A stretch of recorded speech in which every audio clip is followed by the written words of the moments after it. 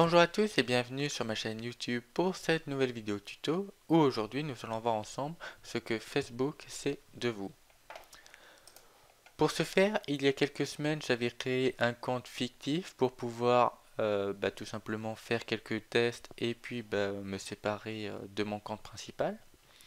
Et donc, nous allons voir comment nous pouvons récupérer ces différentes données. Il faut venir de Paramètres, puis cliquer sur vos informations Facebook. Et ici, vous pouvez accéder à votre historique personnel. Donc, si on l'ouvre, on va avoir accès en fait à toutes les actions que vous avez pu avoir fait depuis que vous avez créé votre compte. Donc, publication d'une vidéo, d'une photo, est intéressé par une image, par une page, à commenter, etc. Mais là, ce n'est pas très pratique parce que il va falloir descendre de façon chronologique et vous pouvez descendre très bas. Bon, là, vu que le compte est assez récent, ça va pas bien bas. Mais bon, pour vous, ça peut être rapidement très long. La deuxième méthode, c'est que vous pouvez venir directement télécharger vos informations en cliquant ici.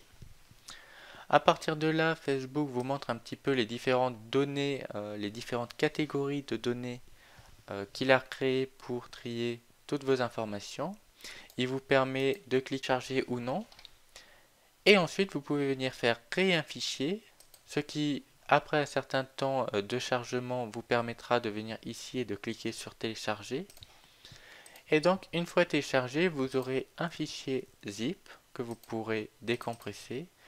Et de ce fichier, vous pourrez venir directement ici, cliquer sur Index pour pouvoir lancer de votre navigateur internet une page HTML mais qui est en local. Vous voyez, c'est user Xavier Dovload. Et à partir de là, vous allez avoir toutes les données que Facebook a pu récolter sur vous. Donc tout d'abord, on va trouver toutes les publications qu'on a pu faire, donc les photos, les vidéos, etc. Ça, c'est toutes les données que vous avez sur votre mur. Toutes les photos et les vidéos, vous allez aussi pouvoir les retrouver ici. Ensuite, on va trouver tous les commentaires que vous avez pu faire sur des pages et sur des posts, ainsi que juste en dessous, toutes les différentes actions que vous avez pu faire, donc les pages que vous avez pu aimer, ou bien les différentes likes que vous avez pu faire, ou maintenant il y a aussi tous les petits émoticônes, donc smiley qui sourit, etc.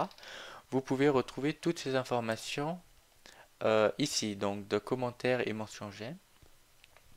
En dessous, on va avoir toute la catégorie amis, donc on va pouvoir retrouver les amis qu'on a rajoutés sur Facebook, ainsi que les invitations qu'on a pu recevoir, qu'on a pu refuser, les amis qui ont pu aussi nous refuser, etc. On va retrouver tout ça là-dedans. De même, donc pour tout ce qui est abonnés et abonnements, là ça va concerner toutes les pages sur lesquelles nous allons pouvoir spécifier qu'on veut les voir en priorité ou non, etc. En dessous, on va avoir tous les messages qui sont liés directement à Messenger. Et donc là-dedans, on va pouvoir retrouver tous les contacts avec qui on a pu parler sur Messenger. Et à l'intérieur, tous les messages, les images, les gifs, les vidéos, etc. On va tout retrouver de façon chronologique. Donc ça peut faire pas mal de données sur vous. Ensuite, tout ce qui concerne les groupes dans lesquels vous avez pu adhérer, les publications que vous avez pu faire dedans, tous les événements aussi, ceux auxquels vous avez participé, auxquels vous vous êtes inscrit en tant qu'intéressé peut-être, ou que vous avez refusé. Ensuite, on a tout ce qui est information du profil, donc historique de modification du profil. C'est là-dedans qu'on va pouvoir retrouver un petit peu toutes les données que l'on a de à propos, où l'on spécifie là où on a pu travailler, étudier, habiter. Donc là-dedans, on peut voir les moments où on a déménagé, où on a spécifié qu'on avait déménagé, les moments où on a spécifié qu'on était passé de couple à célibataire, etc. Donc c'est vraiment toutes ces données à propos qui sont archivées et encore une fois datées. Et ensuite on a tout ce qui va être les pages que vous administrez, si vous en administrez comme ici pour moi, le petit informaticien. Ensuite, on va voir tout ce qui va être Marketplace, qui est le nouvel outil mis en place par Facebook pour que vous puissiez acheter directement sans quitter l'application, hein, ce que je ne vous conseille pas forcément. Et tout ce qui va être historique de paiement, que ce soit pour le Marketplace, pour les applications ou pour la publicité, si vous avez des pages que vous allez pouvoir retrouver. Donc ces deux-là sont assez liés. Là, ça va être toutes les publications que vous avez pu enregistrer. Donc je sais pas vraiment ce que c'est, mais bon, à voir si vous avez des choses dedans. Ensuite, tous les lieux sur lesquels vous avez pu, par exemple, à un moment prendre une photo ou mettre un post, et si dans cette photo vous avez localisé l'endroit où vous l'avez pris, que vous avez dit que vous l'avez pris par exemple à Clermont-Ferrand, ben, vous allez pouvoir avoir une liste des différents lieux où vous avez pris des photos ou fait des posts ici. Là, vous allez voir un petit peu toutes les applications que vous avez pu installer sur votre téléphone portable, par exemple, et qui ont été détectées par Facebook, soit parce que vous avez décidé de faire une connexion sur l'application via votre compte Facebook, soit parce que Facebook regarde un petit peu ce qui tourne sur votre appareil et peut ainsi réussir à détecter que vous utilisez telle ou telle application. Et enfin, les autres activités, ça va être tous les POC, par exemple, reçus et donnés. Bon, là-dedans, je sais pas exactement qu'est-ce qu'il peut y avoir d'autre que les POC, mais à voir. Ensuite, on va voir un petit peu toutes les informations à propos de vous que Facebook peut récolter. Et donc là-dedans, c'est vraiment des données qui vont être liées directement à votre profil, mais qui vont être analysées par Facebook sans forcément que vous leur ayez donné les informations. Donc entre autres, on va retrouver ici les publicités, c'est tous les thèmes publicitaires les plus pertinents pour vous. Et donc c'est à partir de cette liste-là que Facebook va vous proposer des publicités ciblées. Donc pour créer cette liste-là, ce que fait Facebook, c'est qu'il va analyser toutes les données que l'on a vues précédemment pour pouvoir essayer de savoir un petit peu vos centres d'intérêt et ainsi pouvoir vous proposer des publicités vraiment ciblées dans ces catégories-là. Par exemple, pour ma part, j'ai pas mal liké Microsoft, Windows, Apple et Star Wars, et du coup, il me propose des publicités dans ce domaine-là. Et puis, il me propose aussi des publicités autour de Facebook. Bon, là, je comprends pas trop parce que je suis pas spécialement, j'ai pas liké Facebook, mais bon. Voilà, là, ça peut vous donner un petit peu une idée de pourquoi vous avez des pubs de tel ou tel élément.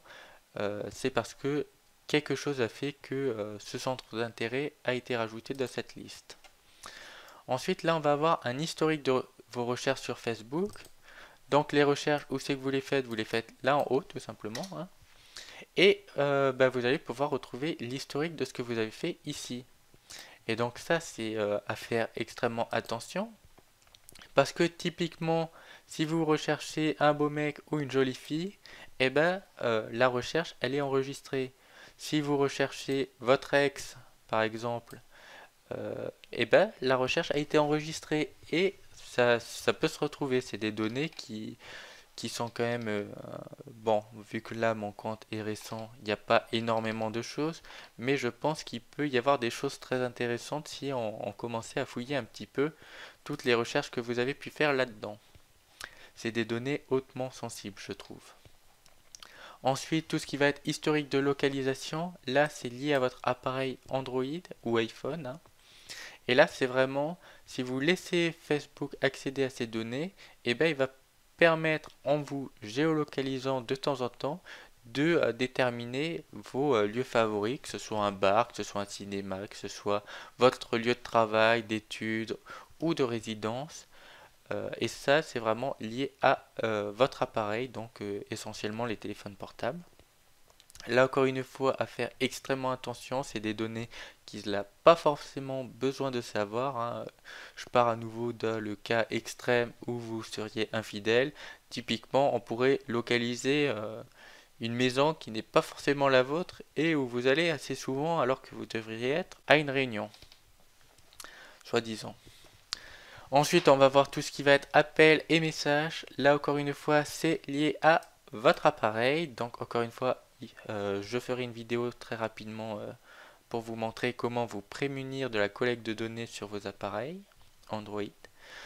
Et là, c'est vraiment toute la liste des appels que vous avez pu passer avec les différents contacts et des messages.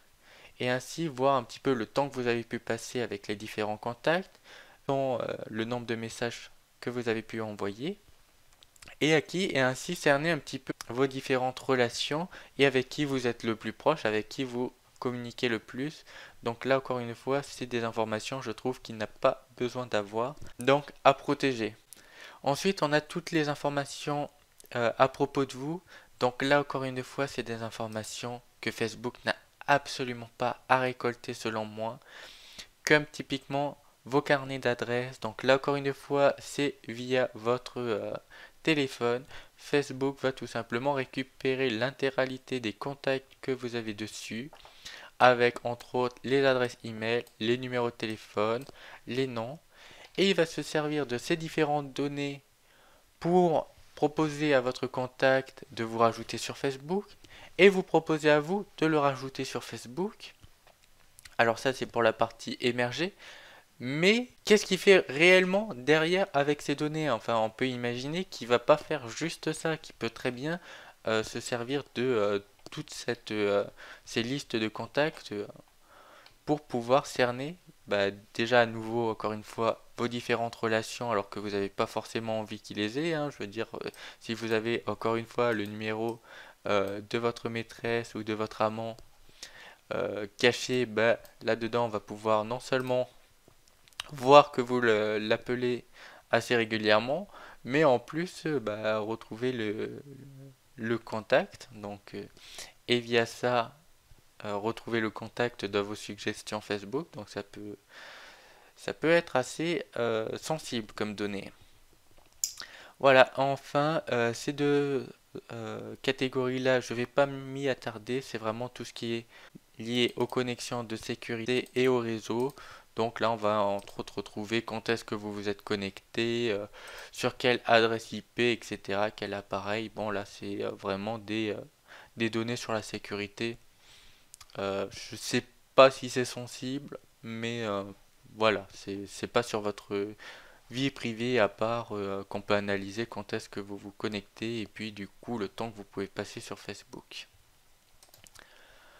Voilà, j'espère que cette vidéo vous aura plu. Si c'est le cas, n'hésitez pas à lâcher un pouce bleu, à partager sur les réseaux sociaux et on se dit à très bientôt. Allez, ciao!